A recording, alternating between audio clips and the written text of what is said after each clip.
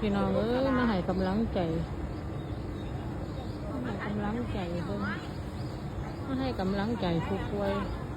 ญาติพี่น้องก็ได้เพิ่งหาโฮมหาเนี่ยลูกเราจะคนมันป่วยบ่พอปันใดเลยค่ะแต่ว่าญาติผู้ป่วยน่ะนะคนหนึ่งลูกหลานก็มา3-4 คนคนเนาะมันเข้ากันมามีความใจดูแลกันทั้งมันน้ำแบบพี่น้องทั้งเขาหัวน้ำหาโฮมนั่งแล้วกันหาโฮมนั่งแล้วผู้ป่วยผู้เดียวค่ะแต่ว่าญาติมาเป็น10ที่เป็นแบบนี้เลยค่ะให้กำลังใจกัน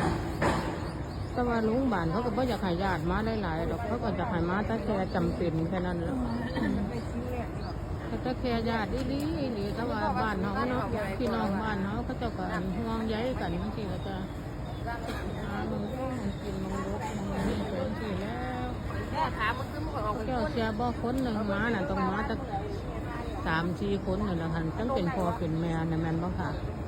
คันบ่มาก็สิเบิ่งเป็นบ่ดีอีกล่ะ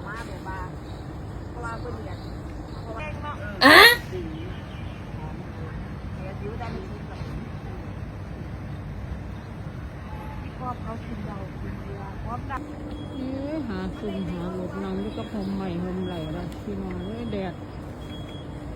นั่งมันเป็นที่